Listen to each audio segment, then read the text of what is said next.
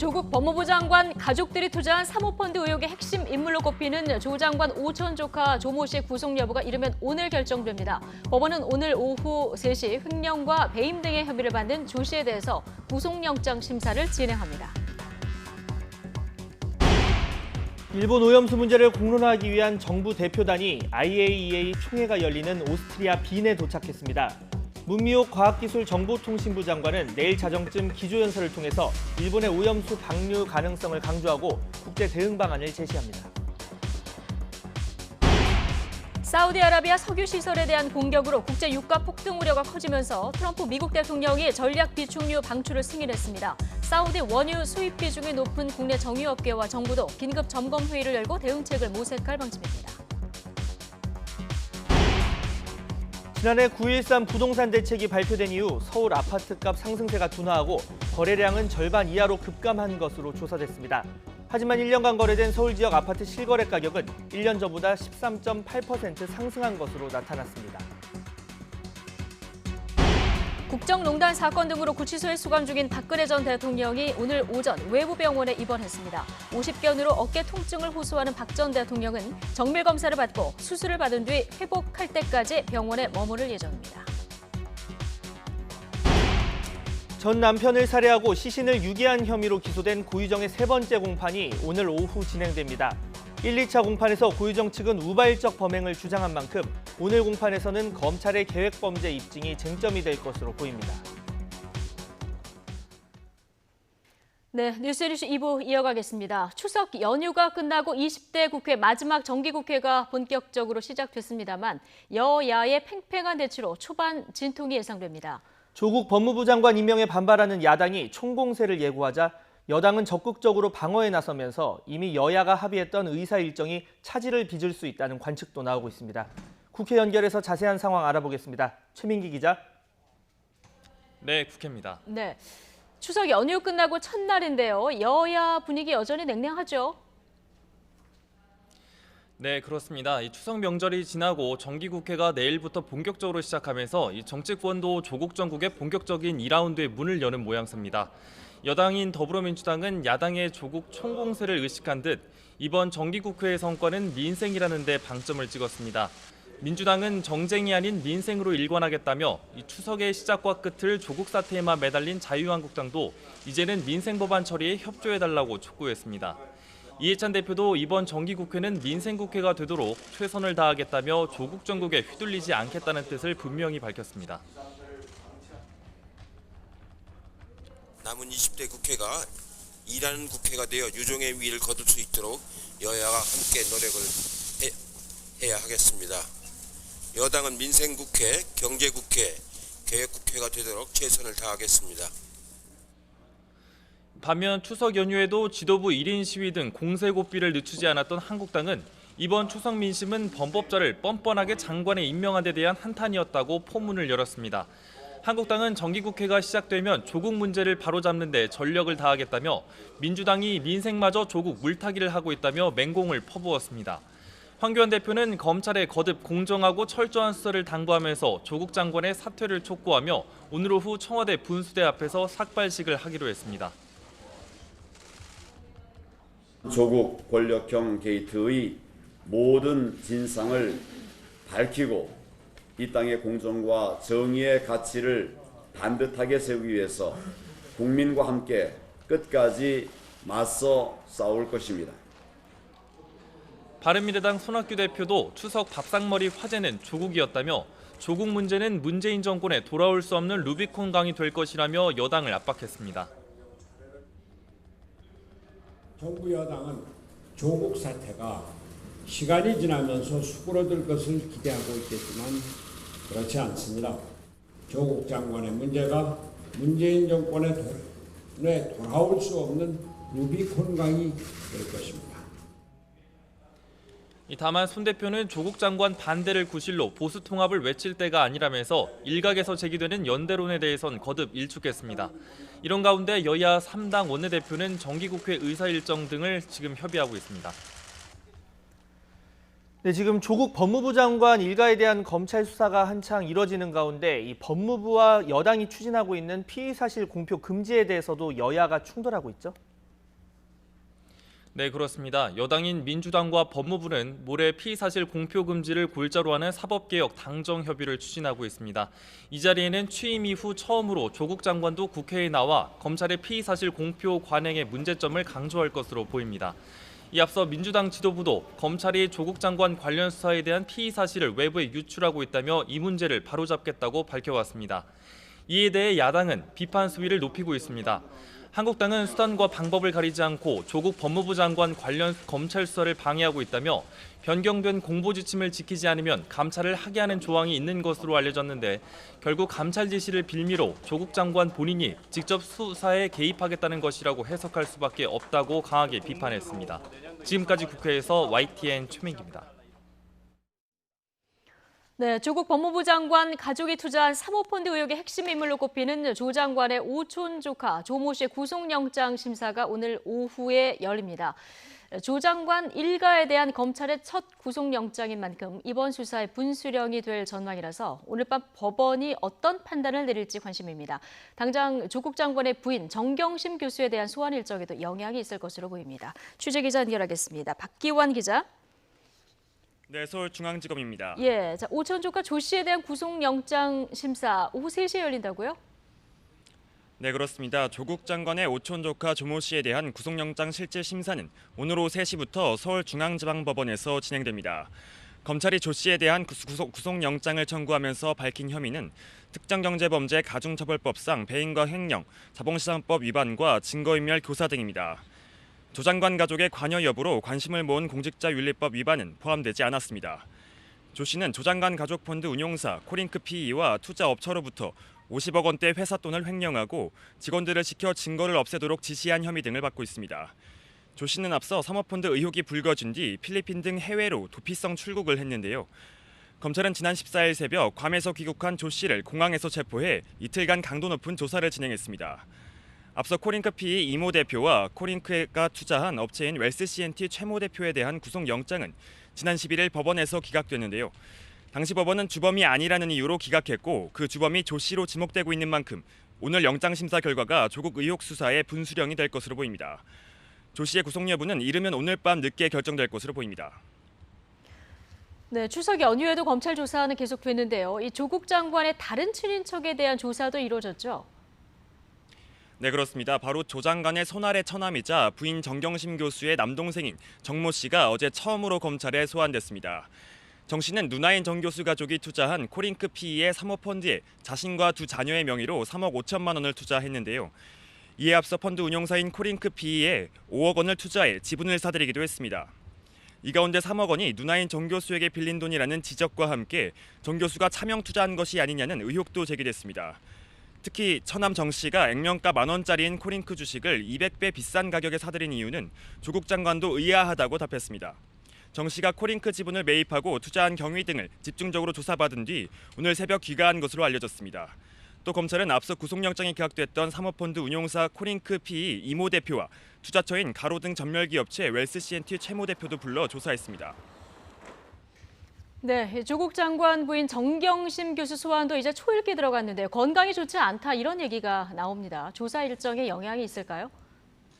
네, 그렇습니다. 정 교수 측은 최근 한 달 넘게 조 장관과 정 교수 측을 둘러싼 논란이 이어지면서 정 교수의 건강이 나빠졌다고 전하고 있습니다. 앞서 조국 장관도 청문회에서 최근 부인 건강 상태를 언급하기도 했는데요. 검찰은 정 교수에 대한 직접 조사 준비를 상당 부분 마친 것으로 보이지만 정 교수의 건강 문제로 조사가 조금 늦춰질 가능성도 있습니다. 정 교수 측 변호인은 YTN과 통화에서 아직 검찰의 소환 통보나 별도의 서면 조사는 받지 않았다고 밝혔습니다. 하지만 사모펀드 의혹과 관련된 조 장관의 조카와 처남에 대한 조사가 이뤄진 만큼 부인 정 교수도 조만간 검찰의 소환 통보를 받을 것으로 예상됩니다. 검찰은 오늘 조 씨의 구속 여부를 지켜본 뒤 처남 정 씨에 대한 조사 결과를 토대로 정 교수에 대한 소환 일정 등을 조율할 것으로 보입니다. 앞서 조 장관의 청문회 날인 지난 6일 사문서 위조 혐의로 조사도 없이 기소된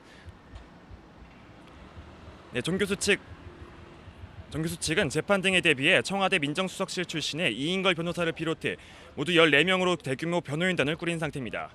지금까지 서울중앙지검에서 YTN 박규환입니다. 네, 전 남편을 살해하고 시신을 유기한 혐의로 기소된 고유정에 대한 3차 공판이 오늘 오후 진행됩니다. 앞서 두 차례의 공판에서 고유정은 우발적 범행임을 주장했는데요. 오늘 공판에서는 검찰의 계획범죄 입증과 고유정 측이 주장한 현장 검증 수용 여부 등이 쟁점이 될 전망입니다. 취재 기자 연결하겠습니다. 유종민 기자. 네, 유종민입니다. 예, 우선 지난 1, 2차 공판 주요 쟁점부터 좀 정리해 볼까요? 네, 고유정은 지난 1, 2차 공판 때 우발적 범행임을 거듭 주장했습니다. 고 씨 측 변호인은 전 남편을 살해한 사실은 인정하지만 피해자가 성폭행을 시도해 어쩔 수 없이 자기 방어를 했다며 기존 입장을 되풀이했습니다. 검찰 측이 제시한 졸피뎀 증거도 인정하지 않았습니다. 이불과 담요에서 채취한 혈흔에서 졸피뎀 성분이 검출됐지만 담요에서는 피고인과 피해자의 혈흔이 모두 나왔는데 누구의 혈흔에서 졸피뎀 성분이 나왔는지 특정할 수 없다고 주장했습니다. 2차 공판에서는 느닷없이 현장 검증을 요구했습니다. 고유정 측은 현장 검증을 하면 당시 펜션에 남은 혈흔 등을 통해 우발적 범행을 입증할 수 있다는 논리를 폈습니다. 고유정 측은 정당방위 입증을 위해 범행 과정에서 다친 손을 치료한 의사도 증인으로 신청했습니다. 네, 자 그렇다면 오늘 3차 공판에서 주요 쟁점은 어떤 것들이 있습니까? 네, 앞선 두 차례 공판에서 고유정은 우발적 범행임을 주장한 만큼 검찰이 계획 범죄였음을 입증할 수 있을지가 주목됩니다. 검찰은 지난 공판에서 계획 범죄의 주요 증거로 혈흔에서 검출된 졸피뎀 성분이 피해자의 것이라고 주장했는데요. 이를 증명하기 위해 오늘 공판에서 국가수 조사관과 대검찰청 DNA 분석관 등을 증인으로 채택했습니다. 검찰은 증인 신문 과정에서 피해자의 혈흔과 졸피뎀을 특정해 계획 범죄를 입증할 것으로 보입니다. 또 대검찰청 분석관을 추가 증인으로 내세워 증거의 신빙성을 높일 것으로 예상되고 있습니다. 검출된 졸피뎀 성분이 고유정의 계획 범죄 여부를 판단할 결정적 증거가 될 수 있기 때문입니다.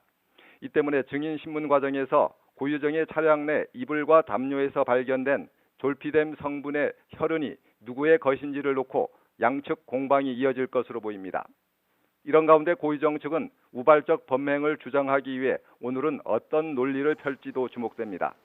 오늘 공판에서는 고유정 측에서 요구한 현장 검증 진행 여부와 고유정의 손에 있던 상처를 치료한 의사 증인 채택 여부도 결정될지 주목되고 있습니다. 지금까지 제주에서 YTN 유종민입니다.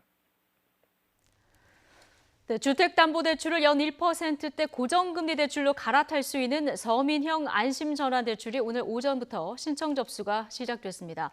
신청 대상은 올해 7월 23일까지 실행된 변동금리 또는 준고정금리 주택담보대출로 오는 29일까지 신청 가능합니다. 부부 합산 연소득이 8,500만 원 이하인 1주택자만 신청할 수 있고 신혼부부나 두 자녀 이상 가구는 부부 합산 소득 1억 원까지 가능합니다. 금리는 연 1.85에서 2.2%로 시중은행 대출 가운데 가장 낮은 수준이며 대출 기간은 10년에서 30년까지 적용됩니다. 서민형 안심전환대출은 만기에 일시 상환할 수 없고 3년 이내에 중도 상환된 원금에 대해서는 1.2% 한도 내에서 수수료를 내야 합니다. 지난해 9.13 부동산 대책 이후 서울 아파트 거래량은 절반 이하로 급감했지만 실제 거래된 아파트의 평균 실거래가는 더 높아진 것으로 나타났습니다. 부동산 114가 국토교통부의 실거래가 자료를 분석한 결과 9.13 대책 이후 1년 동안 거래된 서울 지역 아파트 실거래 가격은 평균 7억 5,814만 원으로 이전 1년 평균 실거래가 6억 6,603만 원보다 13.8% 상승했습니다. 지난해 9월부터 지난달까지 국토부가 공개한 실거래 건수는 모두 4만 2천여 건으로 직전 1년 동안 공개한 건수 9만 7천여 건보다 56%가량 줄었는데 실거래 평균가는 더 높아졌습니다. 일본 후쿠시마 오염수 문제를 공론화하기 위한 우리 정부 대표단이 오늘 새벽 국제원자력기구 IAEA 총회가 열리는 오스트리아 빈에 도착했습니다. 과학기술정보통신부 문미옥 차관과 원자력안전위원회 엄재식 위원장 등 대표단은 이번 총회에서 후쿠시마 오염수 처리 문제를 IAEA 회원국들에 알리고 공론화에 나설 계획입니다. 특히 문미옥 차관은 우리 시각으로 내일 자정쯤 한국 대표 기조연설을 통해서 일본이 오염수를 해양에 방류할 수 있다는 사실을 강조하고 국제적인 공동 대응 방안을 제시할 예정입니다. 사우디아라비아의 국영 석유회사 아람코의 최대 석유 시설 두 곳이 예멘 반군의 드론 공격을 받아서 가동이 잠정 중단됨에 따라 국제 유가가 개장과 함께 최고 19% 이상 급등했습니다. 오늘 싱가포르 거래소에서 브렌트유 선물은 장 초반 배럴당 11.73달러 오른 71.95달러로 19.5%까지 치솟았습니다.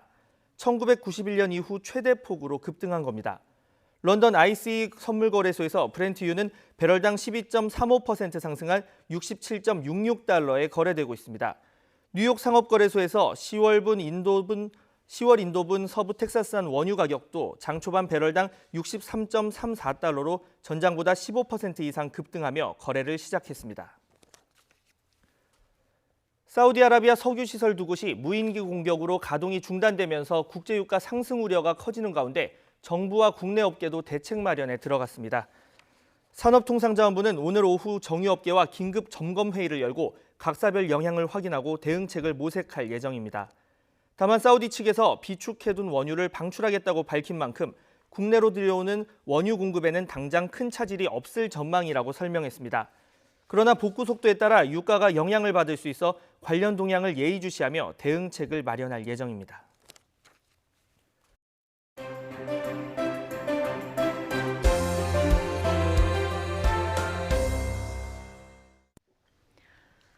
네, 추석 연휴를 마친 여야, 민심은 확인했지만 방향은 달랐습니다. 여당은 이제는 민생을 챙겨야 한다고 강조했지만 야당은 조국 비판밖에 들리지 않았다면서 다가오는 정기국회를 조국 국회로 만들겠다, 이렇게 예고한 상황입니다. 여야의 총력전은 오늘도 계속되고 있는데요. 두 분의 의원과 추석 민심 분석해 보겠습니다. 전재수 더불어민주당 의원 그리고 김태흠 자유한국당 의원 오늘 두 분 모셨습니다. 어서 오십시오. 반갑습니다. 안녕하세요. 안녕하세요. 자, 여야가 전한 추석 민심 판이하게 달랐습니다. 이 내용 먼저 영상으로 직접 보고 오겠습니다.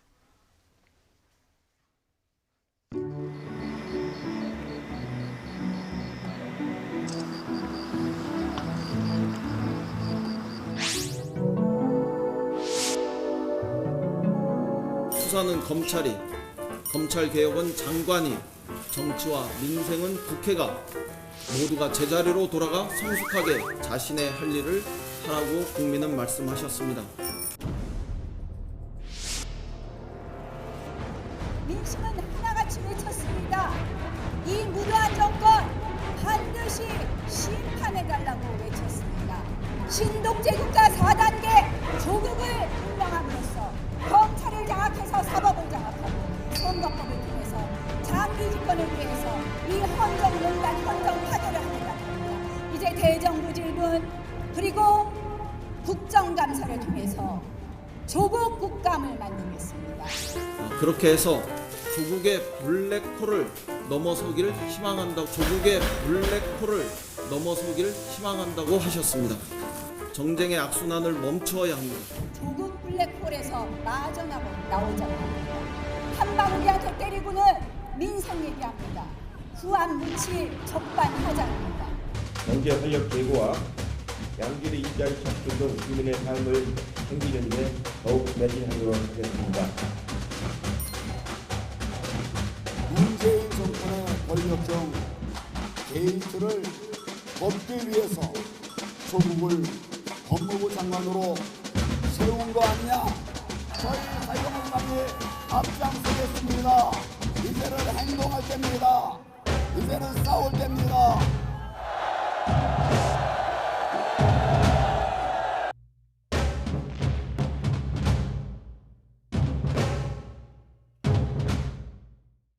네, 글쎄요. 조국 블랙홀 끝날 것 같지는 않은 분위기입니다. 전재수 의원님 부산에서 지금 비행기 타고 아침에 올라오신 거죠? 네, 그렇습니다. 예, 연휴 내내 부산에 계셨습니까? 네, 그렇습니다. 예, 들어본 민심은 어떠셨습니까? 두 가지 정도가 될 것 같습니다. 네. 첫 번째는 조국 장관 관련한 논란이 한 달을 넘었습니다. 우리가 지금 일본과 경제 전쟁 중이고 또 경기가 급격하게 하강하고 있고 일자리 대책도 급합니다. 그리고 북미 간의 협상이 조금씩 진행이 되고 있는 상황이기 때문에 할 일이 많습니다. 그래서 한 달 이상 끌어온 조국 장관 관련한 논란은 이제 좀 그만하자, 첫 번째. 그리고 두 번째는 20대 국회 마지막 정기국회입니다. 그렇기 때문에 지금 법안 심사율이 30%밖에 안 됩니다. 14,000건이 넘는 법안이 밀려 있기 때문에 법안 심사 좀 정기국회에서 성실하게 해라. 예. 그리고 500조가 넘는 내년도 예산안이 곧 국회에 제출이 됩니다. 그래서 법률안 심사, 예산안 심사 제대로 좀 할 일 좀 하는 게 좋겠다. 이것이 추석 민심이었습니다. 예. 충남 보령이 지역구시죠, 네네. 김태형 의원님. 네. 지역구에 계속 계셨습니까? 네네, 예. 계속 물론 있었습니다. 지역은 다릅니다만은 두루두루 들어본 그 추석 민심은 어땠습니까? 제가 이 정치권에 한 30년 있었고 지금 국회의원 8년째인데 이렇게 추석 민심이 흉흉한 것은 제가 처음 접했다 이렇게 말씀을 드릴 수 있고 주로 어떤 얘기들 많이 하시던가요? 일단 조국 임명에 대한 부분이죠. 첫째는 그 조국이 수사 대상이고 그다음에 피의자 신분인데 그런 사람을 법무부 장관으로 예. 강행을 하는 이런 문재인 정부에 대한 비판이 크죠. 그래서 이게 진정으로 이게 나라다운 나라냐라는 그런 부분들이 많았고 예. 또 일부는 이제 저희 야당한테 그런 거 하나도 제대로 막지 못하냐. 너네들은 무슨 역할을 하냐. 야당 역할을 제대로 못하고 있다 하는 그런 비판 이런 부분들이 주류였습니다. 예. 좀 추석 들어본 민심은 그렇게 파악했고 오늘 황교안 대표가 오후에 청와대 그 분수대 앞에서 이제 삭발까지 예고한 상황입니다. 지도부 앞으로 조금 더 강경한 움직임으로 가는 겁니까? 이건 지도부가 강경하고 뭐 강경하지 뭐 안 가고 이런 부분들보다는 예. 지금 그 국민들이 얘기하는 정말로 이게 나라다운 나라냐라는 부분이거든요. 그렇기 때문에 이건 바로 잡아야 된다 하는 그런 어떻게 보면은 큰 예. 대의명분이죠. 네. 예. 지금 들어보셨지만 황교안 대표 삭발도 예고를 했고요. 오늘 나경원 원내대표는 정기국회 시작하면 조국에 총력 다할 것이다. 이런 얘기도 또 했거든요. 이렇게 간다면은 뭐 지금 대정부 질문도 있고 국정조사 앞으로 계속 해야 되는데 역시 또 조국 관련 이슈만 부각될 이런 상황이거든요. 여당으로서는 어떤 전략을 갖고 계십니까? 그렇습니다. 지금 자유한국당 황교안 대표라든지 나경원 원내대표께서 이렇게 강경하게 지도부들이 투쟁을 선언을 하고 하시는 것은 20대 국회 내내 있었습니다. 네. 자유한국당은 지난 3년 동안 20번이 넘는 국회 보이콧을 했고 9번에 가까운 특검과 국정조사 요구를 했고 그다음에 장애 투쟁을 엄청나게 많이 했습니다. 그리고 장애 투쟁을 통해서 막말도 막 쏟아냈었죠. 예. 그래서 별반 이전과 또 다른 투쟁을 한다 이렇게 보여지지는 않고요. 이제 정말로 저희들이 마지막 정기국회입니다. 14,000건이 넘는 법률안이 있습니다. 우리 정치권이 정말로 정치가 분발을 해서 국민들께 손톱만큼이라도 힘이 될 수 있는 네. 정기국회, 마지막 정기국회가 돼야 된다고 저는 생각을 합니다. 예.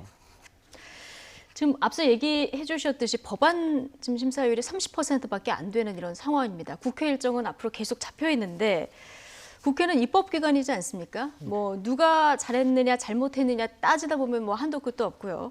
한국당이 너무 이제 계속 발목 잡기만 하는 거 아니냐 이런 비판도 일각에서 나오는데 이 비판은 어떻게 들으십니까? 저는 여야를 같이 해봤는데 예. 발목 잡기는 그 민주당이 더는 과거 더 했고요. 그리고 예. 또 하나는 가장 큰 문제가 이 문제인데 지금 그 문재인 정권 들어서서 어떤 뭐 적폐청산이다 아니면은 뭐 과거의 그런 그 정적들에 대한 뭐 보복 이러한 부분들을 이루어져 오고 뭐 또 하나는 그 패스트트랙 이런 문제 같은 경우도 사실은 그 그 민생 법안도 아닌 예. 이런 부분들을 패스트트랙 태우고 쉽게 얘기해서 그 이 한 가정으로 말하면 부부가 있는데 부부가 한 부부가 그 어린아이들 앞에서 그 수모를 주고 그다음에 아주 못되게 굴고 난 다음에 자식 생각해서 참아라 이런 형식으로 계속 나오거든요. 그렇기 때문에 모든 국회가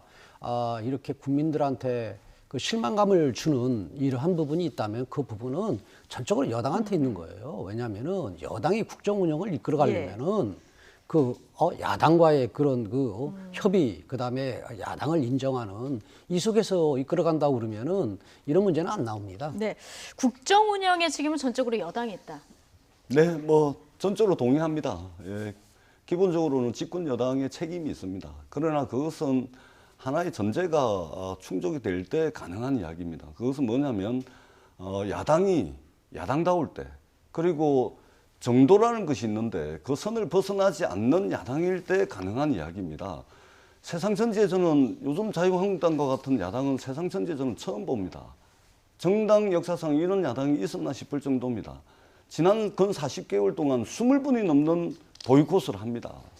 이게 어느 정도껏 해야지 이게 집권 여당의 역할을 할 수가 있는 것이지 지금 이 상황에서는 자유한국당은 내년 4월 총선 외에는 보이는 게 없는 것 같습니다. 어떻게든 문재인 조국을 흔들어서 문재인 정권을 흔들어서 그렇게 해서 그것을 동력으로 내년 4월 총선 이기겠다. 이것밖에 없는 겁니다. 그리고 이전에 일본과의 경제전쟁 와중에서 프레임으로 씌워졌던 친일 정당 이미지도 벗고 뭐 이런 겁니다. 문재인 정부를 그냥 욕하고 안 되기만을 바라는 이런 야당이 있는 한은 집권 여당이 이 제대로 역할을 할 수가 없습니다.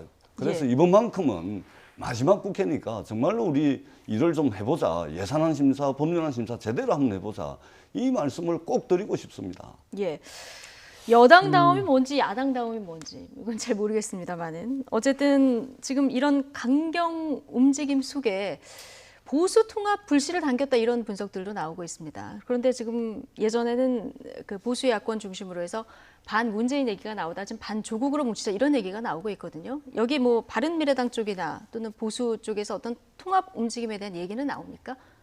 지금 문재인 정권이 지금 이 오만과 이 독선의 그런 국정 운영을 하고 있기 때문에 그런 부분들에 대해서 저항하고 그런 부분을 바로잡자라는 그런 측면에서 각 정파들이 함께 논의하는 이런 부분은 당연히 있을 수 있겠죠. 예. 이 부분을 뭐 일부 언론이나 또 일부 정치권에서 이 어떻게 보면은 이 정치 공학적으로 접근하는 것은 저는 올바르지 않다. 예. 저는 그렇게 봅니다.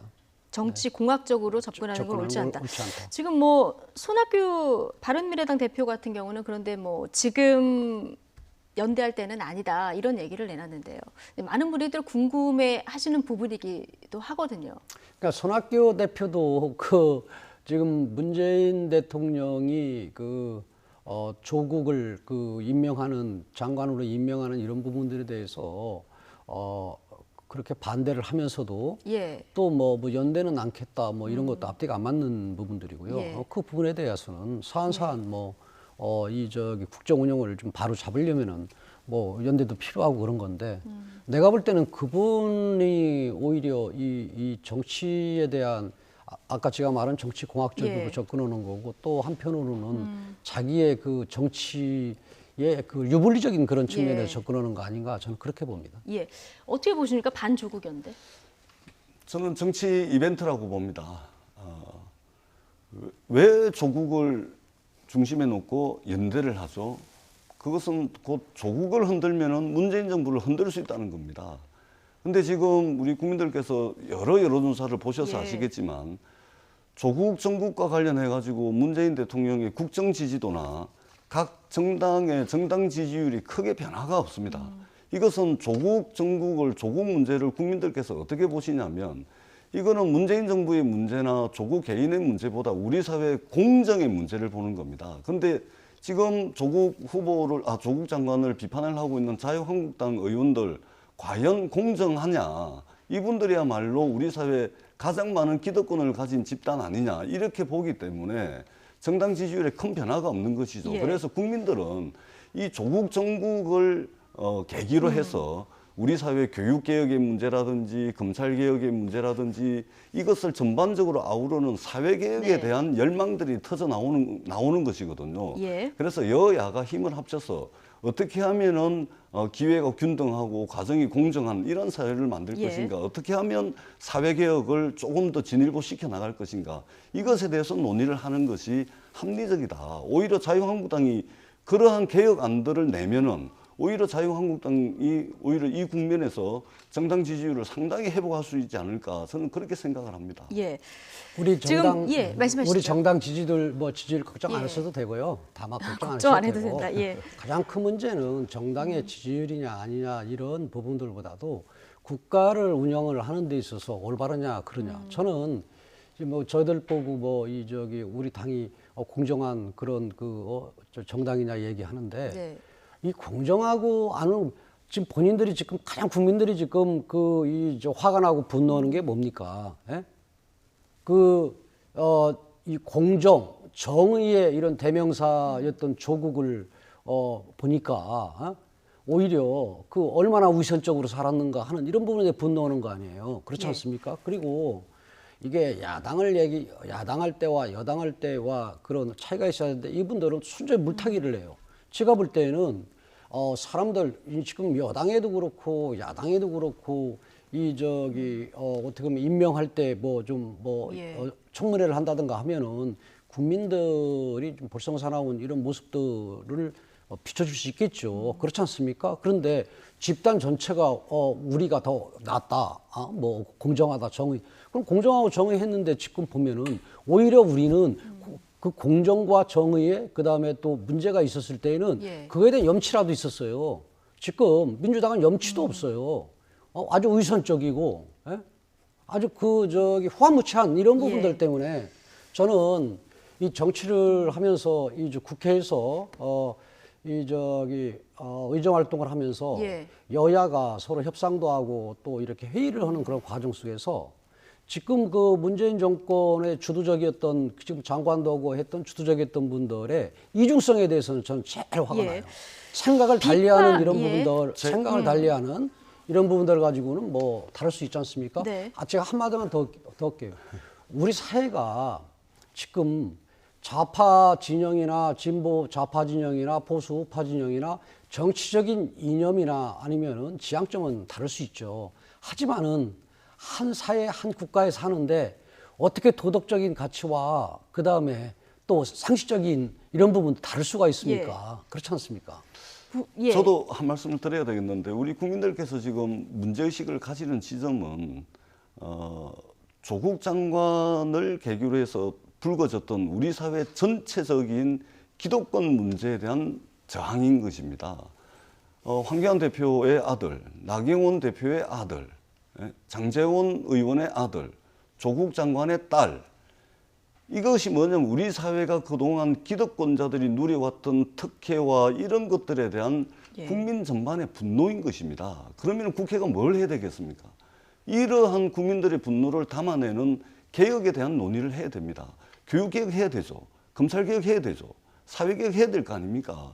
그래서 이것을 내년 4월 총선을 앞두고서 당리당략적 측면에서 조국을 흔들어서 문재인 정권을 흔들겠다는 것이 아니고 우리 사회 근원적이고도 근본적인 개혁에 대한 논의를 시작을 해야 될 때입니다. 언제까지 우리가 한 달 넘게 조국 장관 논란을 이어오고 있는데 이것을 우리가 긍정적 에너지로 받아들여서 사회개혁, 교육개혁 이것을 해나가는 것이 정치권이 해야 될 역할이다. 그리고 그것이 이번 정기국회에 좀 했으면 좋겠다. 이 말씀을 꼭 드리고 싶습니다. 그러니까 이 부분은 뭐냐면요. 지금 생각을 달리하는 부분이 이 조국 이 문제가 사회적인 그런 기득권층의 그런 전반적인 그런 문제다라는 부분 일부 있죠. 근데 가장 큰 문제는 조국이 어떻게 살아왔습니까? 공정과 정의, 또 문재인 정부가 정권을 시작을 하면서 공정과 정의의 그런 나라를 만들겠다고 했지 않습니까?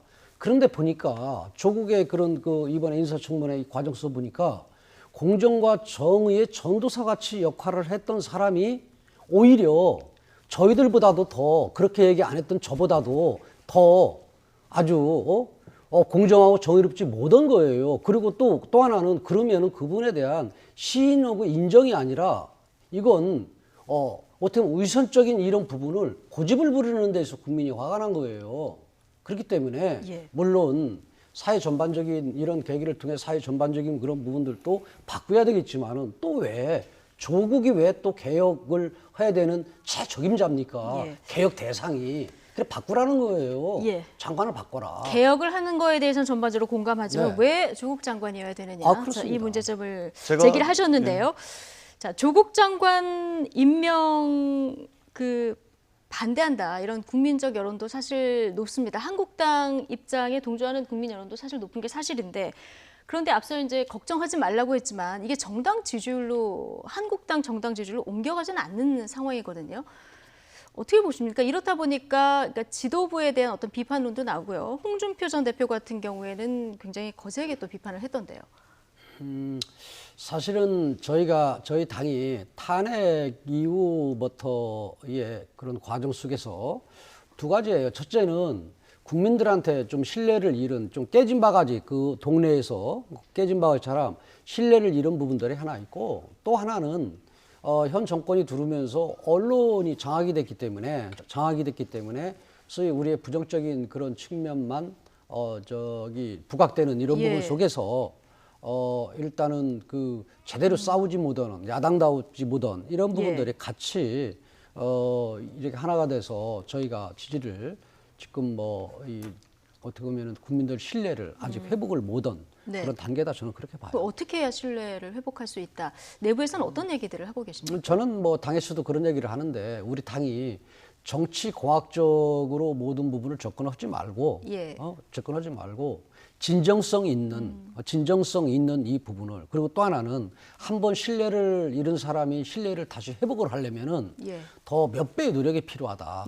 그렇기 때문에 일관되게 가야 된다. 저는 그렇게 봅니다. 일관되게 가야 한다. 일관되게 가야 된다. 지금 왜 조국이어야 하느냐, 이 문제를 제기를 하셨는데, 자, 그런데 여야의 엇갈린 추석 민심 평가하고는 다르게 차기 대권 주자로 지금 조국 법무부 장관이 3위로 급부상하는 이런 일이 여론조사 결과 나왔습니다. 이를 보는 여야 시각도 다른데요. 이 목소리 잠깐 듣고 오시겠습니다. 야당이 여기에 당의 명운을 걸고 당력을 집중한 만큼 효과적으로 과연 했느냐. 그러면 야당의 지지율이 대폭 상승해야 되는데 그렇지 않다. 그런 측면에서 저는 오히려 자유한국당의 미래가 저는 사실상 걱정이 됩니다. 조국과의 싸움이 아니고 문재인 대통령과의 싸움이라고 보고 있습니다. 민심과 다르게 가고 있고 오만해지고 있다, 이런 싸움이지. 문재인 대통령께서 조국 법무부 장관을 지명을 할 당시에는 희망주, 기대주 정도로 평가가 됐었죠. 그런데 야당과 언론이 키웠습니다. 여기에 검찰이 뛰어들었죠. 그래서 아주 극단적인 진영 싸움이 됐습니다. 조국 법무부 장관이 대권 후보 3위로 부상한 것에 대해서는 상식적으로 이해가 잘 안 되지요. 좌파 지지 세력들의 병리 현상이자 비극이라고 보는데요. 표리부동하고 이율 배반적인 사람이라고 드러났음에도 불구하고 뭉치는 이 현상이 비극이자 병리 현상이라고 보는데요. 안이 바뀐 이런 사람들이 차례대로 사라질 거라는 이런 이야기와 관련해서 조국이라도 지키자는 이런 결집 심리가 작용한 것이 아닌가, 저는 그렇게 보고 있습니다. 조국 법무부 장관 정치의 뜻이 없다고 여러 차례 밝혔는데요. 차기 대권 후보 3위까지 올라왔습니다. 어떻게 보십니까? 저는 그 조국 장관이 여러 차례에 걸쳐서 시대적 소명인 검찰개혁을 완수하고 학교로 돌아가겠다. 이렇게 이제 말씀을 하셨습니다. 그 말 그대로 받아들여주는 것이 맞지 않나, 그렇게 생각을 합니다. 그래서 저 여론조사가 어떤 의미가 있는지는 모르겠지만, 일단은 본인이 대권하고는 전혀 관심도 없고 또 그럴 가능성도 없다라고 말씀을 했기 때문에 그대로 받아들이는 것이 맞고, 다만 지난 한 달 넘는 기간에 이게 언론과 정치권에서 집중적으로 이제 조국 장관이 이제 많이 이제 조명이 됐던 거 아닙니까? 이제 그런 측면이 있다고 봅니다. 야당과 언론이 키웠다. 박범계 의원이 저도 얘기에 동의하시는군요. 그렇게 봅니다. 그런데 이게 한 달 정도 지나면서 너무 극단적인 지금 진영 싸움이 된 모습입니다. 이게 아마 여론조사로도 집결되는 이런 모습인데요. 어떻게 보십니까? 참 비상식적이죠. 그렇지 않습니까? 비상식적인데 이런 현상이 왜 나타나냐 하면은, 저는 어떻게 보면 3위라고 하더라도 몇 프로잖아요. 몇 프로고, 그다음에 또 민주당 지지율을 보면 그 속에서 뭔가 이 극성스러운 일부가 지지하는 거 아니겠느냐. 저는 그렇게 보기 때문에 이런 부분들을 3위니 아니면은 몇 프로 나오느니 이런 부분들에 무슨 의미를 둬서는 들 일이 아니다. 저는 그렇게 봅니다. 내일 대통령 선거 한다면, 그리고 이게 나오신 분들 의사를 확인한 것도 아니기 때문에 큰 의미는 없는 것 같은데요. 어쨌든 지금 정치권 얘기를 해봤고요. 지금 서초동으로 잠깐 가보겠습니다. 서초동으로 가면은 지금 여야는 아니고요. 법무부와 검찰의 신경전이 좀 팽팽한 이런 상황입니다. 검찰은 지금 그 수사에 굉장히 속도를 내고 있는 이런 상황입니다. 오늘 그 오촌 조카 영장 심사도 오후 3시에 진행될 예정인데요. 이런 지금 진행되고 있는 검찰 수사, 여당에서는 정치 검찰이다 이런 비판을 이어오셨는데 좀 이 수사 상황이 이례적이다 이렇게 보십니까? 조국 장관 청문회를 앞두고 보여왔던 그리고 지금까지 보여왔던 검찰의 행보는 아마 사상 유례 없는 이례적 행보다 이렇게 보는 것이 맞을 것 같고요. 다만 이제 장관이 이제 임명이 된 거 아니겠습니까? 그래서 조국 장관도 그 어떠한 보고도 받지 않겠다. 물론 지금 장관이 돼서 검찰에게 수사 상황에 대해서 보고를 해라라고 지시를 내려도 그동안 검찰이 보여왔던 행보에 비춰보면 보고 안 할 것 같습니다. 그래서 보고 안 받겠다고 했으니 검찰이 이제 좀 공정하게 수사를 해주기를 바랍니다. 다만 피의사실 공표라든지 이런 것은 형법상 범죄 행위에 해당하는 것이기 때문에 공보 준칙이라고 있습니다. 그것에 맞춰서 검찰이 공정하게 수사를 해주기를 기대를 하고 있습니다. 네, 자 검찰 수사 여당에서는 지금 정치 검찰이다 이런 비판을 계속 이어오고 있거든요. 검찰의 수사 상황은 한국당에서 어떻게 보고 있습니까? 검찰의 수사 상황이 옳고 그름 그다음 이런 문제가 아니고 참 유심히 한번 살펴보십시오. 제일 처음에 윤석열 검찰총장을 임명할 때 우리는 반대를 했어요. 그렇지 않습니까? 근데 임명을 했지 않습니까? 임명했는지 한두 달밖에 안 됐는데 지금 조국 수사한다고 그래가지고 검찰 때리고 윤석열 비판하고 이게 옳으냐 그러냐. 문제는 뭐냐면 현 정부는 자기들 입맛에 맞으면은 어떻게 보면 정의고 공정이고 자기들 입맛에 안 맞으면은 이건 부당한 거고 적폐예요. 그렇지 않습니까? 이렇게 가서는 안 된다. 그렇지 않습니까? 지켜봐야 된다. 또 자기들이 그 야당의 반대도 불구하고 윤석열 총장을 임명했지 않습니까? 그런데 지금 조국 문제를 지금 수사를 한다고 그래가지고 지금 윤석열 때리게 하고 그다음에 검찰을 저렇게 압박하고 하는 것은 제대로 된 민주주의가 아니다. 윤석열 총장을 때리는 것이 아니라 검찰의 그동안 오랜 기간 동안 잘못돼 왔던 관행에 대한 문제 제기를 하는 것입니다. 피의사실 공표, 그러니까 피의사실 공표에 대해서 이야기를 하는 것입니다. 알겠습니다. 근데 피의사실 공표도 피의사실 그 공표하는 부분 문제점이 좀 있죠. 그래서 그걸 개선을 해야 되는데. 의원님 지금부터 저희가 이제 준비한 내용은 그건데요. 검찰이 지금 수사의 속도를 내고 있고 지금 조국 장관은 검찰 개혁의 속도를 내고 있는 이런 상황 아니겠습니까? 뭐 검찰개혁 추진위원회도 구성을 했고요. 이번에는 그 정부와 여당이 검찰의 피의사실 공표를 막기 위해서 수사기관 공보준칙을 손보겠다 이렇게 예고를 하고 있는데요. 자, 이것 때문에 지금 전국이 또다시 얼어붙고 있습니다. 어떤 내용인지 차윤주 앵커가 전해드립니다. 민주당과 정부가 검찰의 공보준칙 개정을 추진하고 있습니다. 수사 내용의 언론 공개를 까다롭게 하는 내용이 그 골자입니다. 무분별한 피의사실 공표를 제한하자는 취지이지만 조국 장관 일가에 대한 의혹을 수사 중인 때라서 여야가 이를 두고 또다시 충돌하고 있습니다. 당정은 권력기관 개혁의 제도적 완결을 위해 역량을 총동원할 것입니다. 공보준칙 강화 등 당장 추진 가능한 시행령 및 시행규칙 개정 등을 논의하겠습니다. 모레 당정협의회에서 검찰 공보준칙 개선 방안을 발표할 것으로 보이는데요. 형사사건 공개 금지 규정을 도입해서 수사의 시작은 물론이고 재판에 넘겨진 뒤에도 사건 내용 공개를 금지하는 방안이 검토되고 있는 것으로 전해졌습니다. 언론에 공개할 수사 내용은 형사사건 공개심의위원회가 결정하도록 하고 검찰 출석 날짜를 알리는 관행 등도 제한하는 방안도 논의되고 있습니다. 조국 법무부 장관도 당정협의에 참석해서 세부 내용을 조율할 예정입니다. 이에 대해 자유한국당은 조국 장관 가족을 수사하고 있는 검찰에 외압을 행사하는 거라면서 강하게 반발하고 있는데요. 들어보시겠습니다. 문재인 대통령에게 분명히 경고합니다. 검찰의 공정한 수사를 방해하는 일체의 행위를 즉각 중단하시기 바랍니다. 조국의 부당한 검찰 인사 개입 겁박과 공보 준칙 강화를 빙자한 검찰 수사 보도 금지 추진은 명백한 수사 외압이며 수사 방해입니다.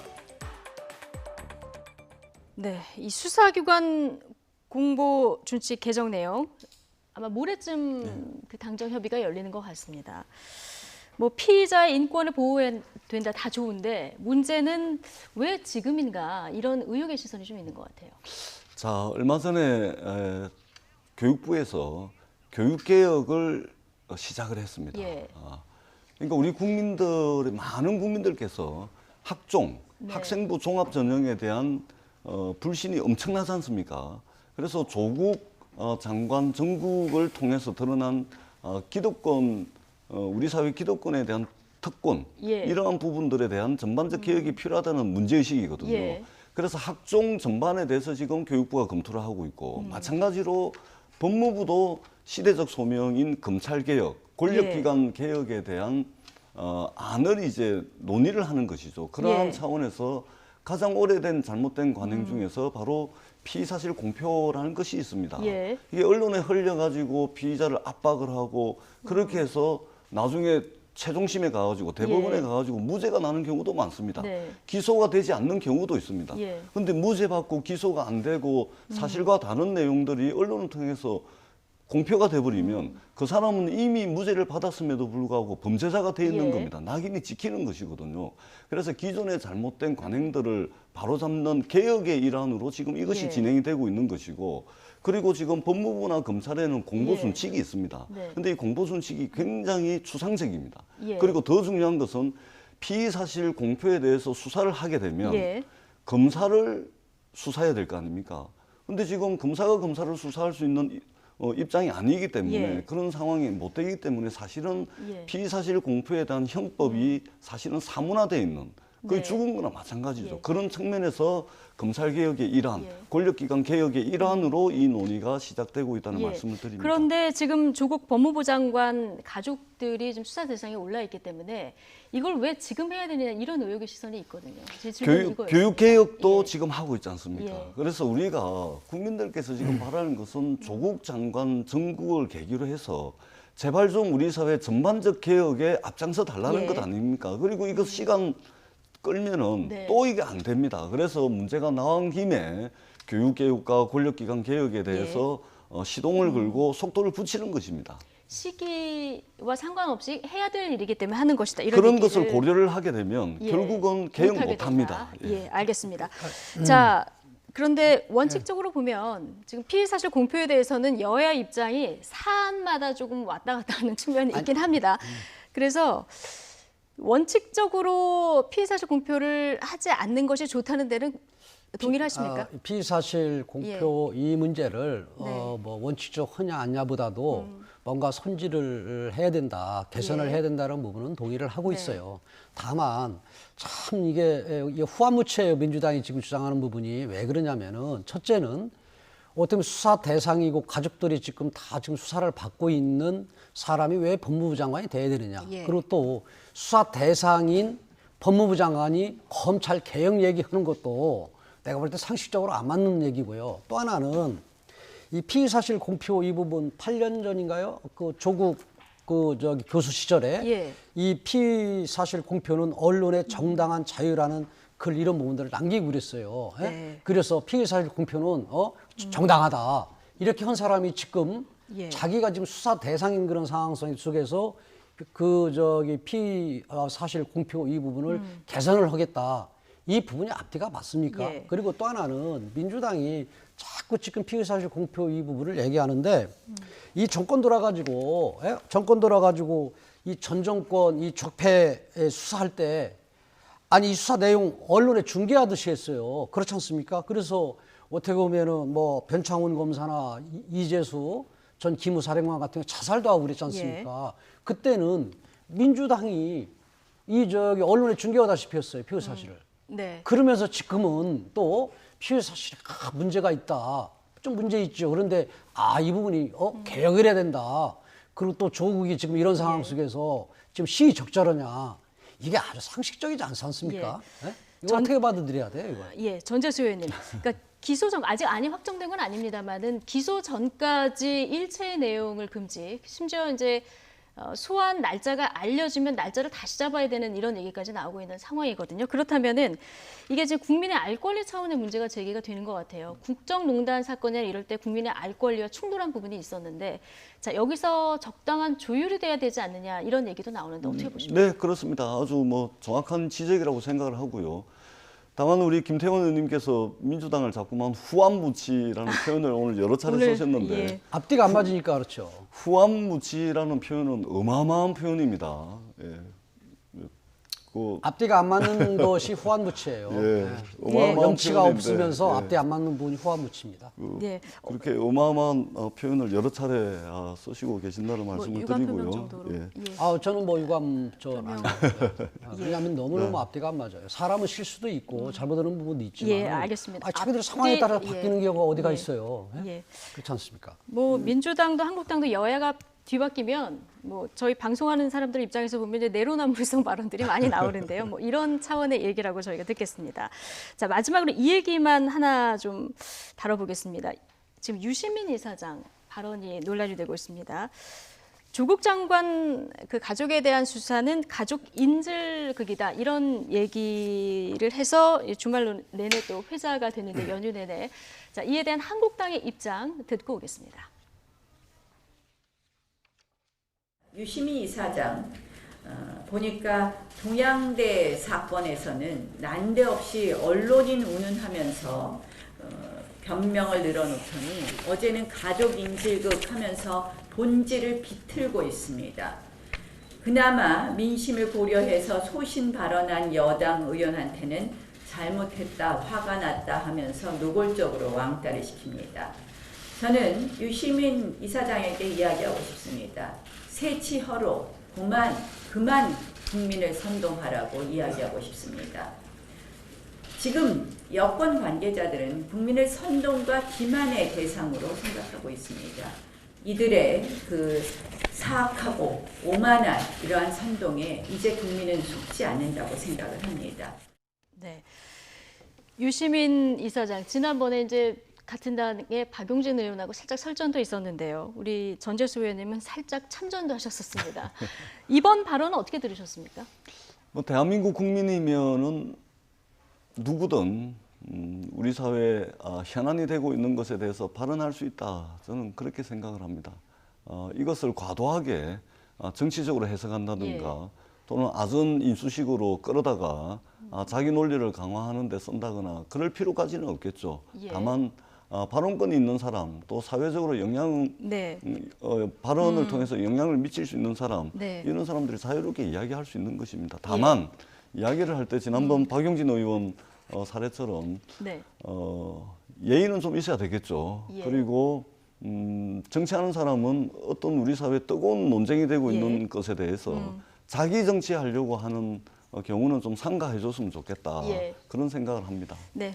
마지막으로 김태흠 의원님 얘기 짧게 듣겠습니다. 조국 사태를 보면서 국민들이 분노한 이런 부분들이 있지만 좀 긍정적인 부분도 있어요. 어떤 부분이 왜냐하면 조국이 여기까지 살아오면서 깨끗하고 아주 정의로운 사람으로 이렇게 지금 됐지 않습니까? 그런데 이번에 아주 그 위선적이고 한 이런 민낯이 다 드러난 그 부분이 긍정적이다. 이런 부분들이 긍정적이고 그거와 똑같이 유시민 이사장이라고 해야 되나요? 그분도 보면은 이번에 그런 이중적인 그런 민낯이 드러난 게 다행이다. 저는 그렇게 알겠습니다. 어쨌든 그런데 이 지난한 과정을 거치면서 너무 극도의 진영 대결이 있는 이 부분에 대한 해법은 정치권에서 좀 마련을 해주셔야 될 것 같다 이런 생각이 듭니다. 최선을 다하겠습니다. 예, 알겠습니다.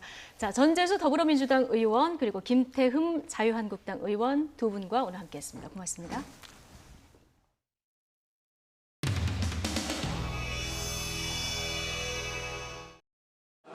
대표님, 조국 사태 전후로 한국당이 달라질 것이라고 말씀을 하셨는데 좀 어떤 부분이 달라질 거라는 말씀이신가요?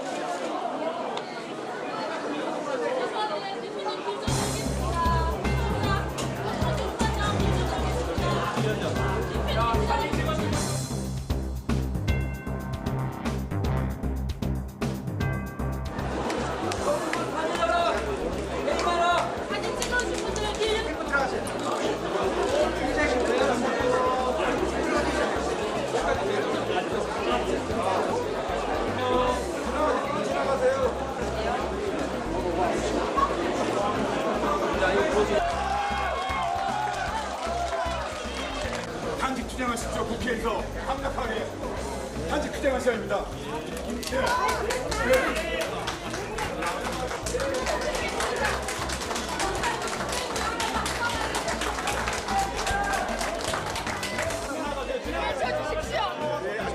정말로 외쳐주십시오. 탄핵이 무효라고 탄핵이 무효라고 외쳐주십시오. 정식을 정지해달라고 외쳐주십시오. 제가 한마디만 하겠습니다. 탄핵이 무효라고 외쳐주십시오. 제가 정말 부탁드리겠습니다. 대표님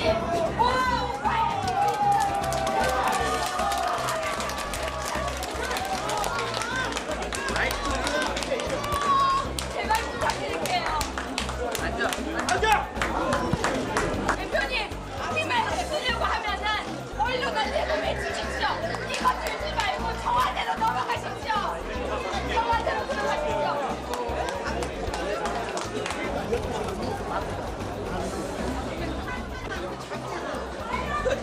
조국도 파헤치고, 나경원도 파헤치고, 황교안도 파헤치고,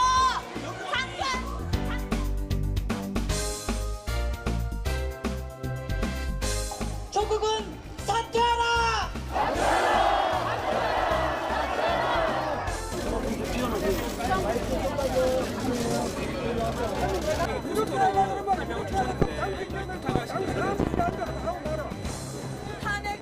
저희 아이가 7, 8월에 실험을 했고 그 이후에 그 과학경시대회에 나가고 그리고 나서 포스터를 작성하기까지 1년의 과정이 전부 다 저희 아이가 실험하고 저희 아이가 작성한 것입니다. 특혜나 이런 거 전혀 없었다는 말씀이시죠? 네, 없습니다. 이름 동제에 대해서는 부탁하거나 이름 동제에 대해서는 관여하시지 않았다는 말씀이시죠?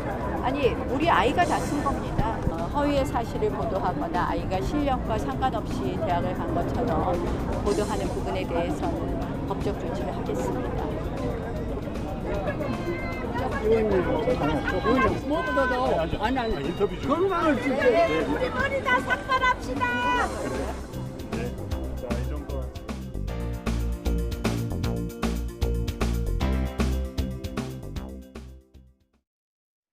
박근혜 전 대통령이 오늘 외부 병원에 입원했습니다. 구속된 지 900일 만에 처음으로 구치소 밖에서 장기간 머물게 되는 겁니다.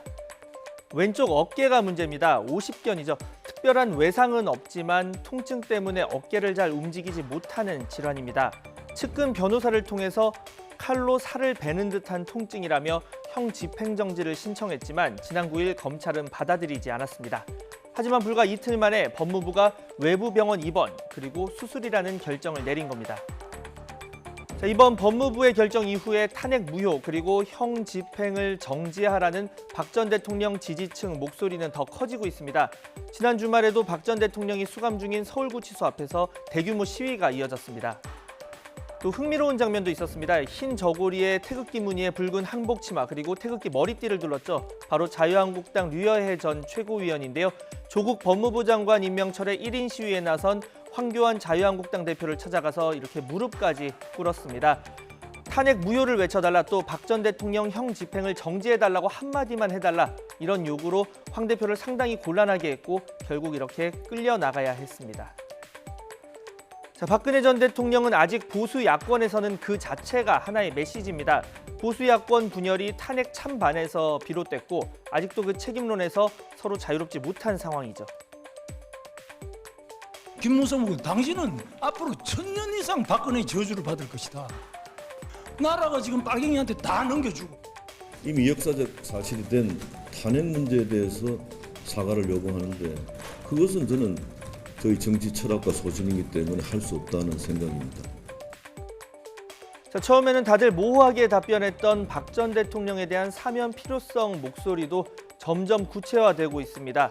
박 전 대통령의 적극적 지지층 그리고 문재인 대통령 3년 차가 되면서 이제는 우리끼리 이 문제로 싸우지 말고 대여 전선에 화력을 집중하자는 이유 등을 들고 있습니다. 사면이라고 하는 것은 정무적인 판단입니다.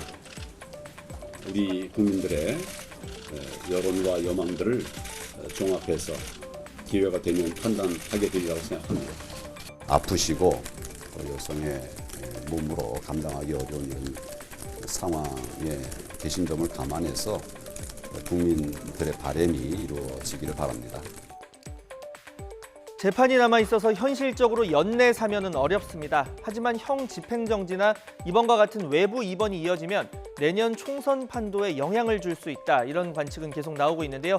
결국 메시지가 중요합니다. 이 박 전 대통령이 모두 내 잘못이니까 앞으로 싸우지 말고 우리 통합하자. 이렇게 하면 보수 야권 입장에서는 참 좋겠지만 이 탄핵을 부정하면서 자신의 적극적인 지지층과 독자 행보에 나선다면 야권 통합에는 오히려 마이너스가 되겠죠. 이번 결정에 보수 야권 분열을 노린 게 아니냐 이런 의혹의 눈초리가 나오는 이유기도 합니다. 박근혜 그 자체가 정치입니다. 그는 그 사면 아니더라도 감옥에 넣어놓고 있는 것은 굉장히 부담이 될 거예요. 최소한 20석 원내 교섭단체는 구성시킬 수 있는 그런 힘은 있다. 그렇게 내다봅니다. 일단 법무부는 원칙적인 답변만을 내놓았습니다. 형 집행정지 결정은 검찰의 고유 권한이기 때문에 법무부가 관여할 사안이 아니라면서 다만 수술 뒤 박 전 대통령이 하루빨리 건강을 회복할 수 있도록 재활치료와 외래진료에 최선을 다할 방침이라고 설명했습니다.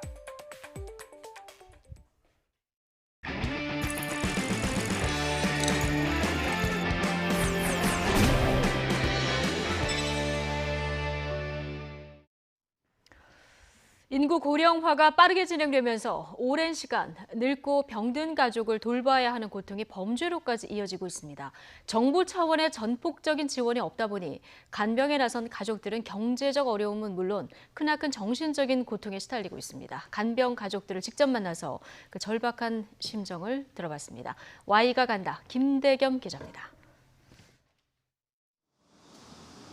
지난 1일 서울 강서구의 한 아파트에서 숨진 채 발견된 80대 노모와 50대 지체장의 아들.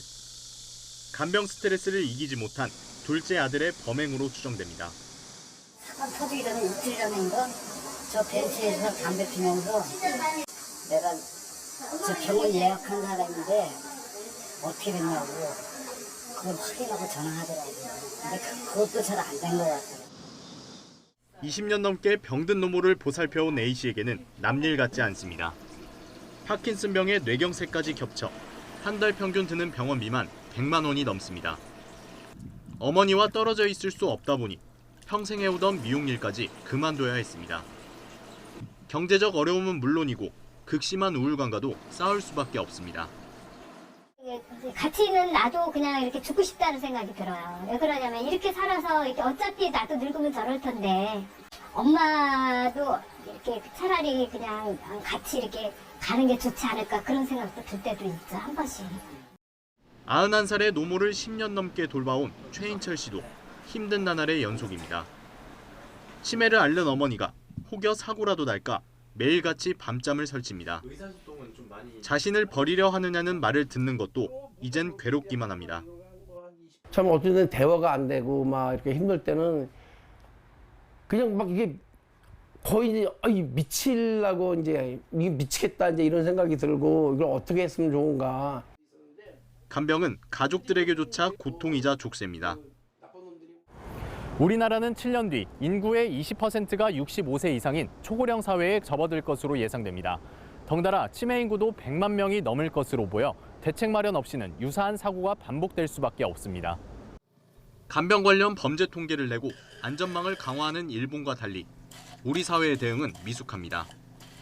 여러 가지 의료비나 이런 간병을 하는 데 필요한 기본적인 경제적인 지원을 하고 동시에 심리사회적인 어떤 지원도 하는 게 필요하다고 생각합니다. 간병에 대한 사회적 분담 없이 가족이란 이름의 무거운 책임감을 더 씌운 채 사지로 내몰고 있는 건 아닌지 반성이 필요합니다. YTN 김대겸입니다. 자유한국당 나경원 원내대표가 아들의 논문과 저자 등재 의혹과 또 딸의 대학 부정입학 의혹 등과 관련해서 시민단체로부터 고발당했습니다. 민생경제연구소와 국제법률전문가협회 등 시민단체는 오늘 오전 자녀의 입시 부정 의혹이 제기된 나 원내대표를 업무방해 혐의 등으로 서울중앙지검에 고발했습니다. 이들은 나 원내대표의 아들이 고교생 시절 서울대 교수 도움을 받아서 국제학술회의 연구 포스터에 제1저자로 이름을 올린 뒤 이를 실적 삼아 미국 예일대에 부정 입학했다는 의혹이 제기돼 검찰 수사를 의뢰했다고 밝혔습니다. 또 나 원내대표의 딸이 성신여대에 입학하는 과정에서도 갑자기 장애인 특별 전형이 신설되고 면접 과정에서 부모 신상을 드러내 결격 사유에 해당하는 등 특혜 의혹이 있다고 주장했습니다.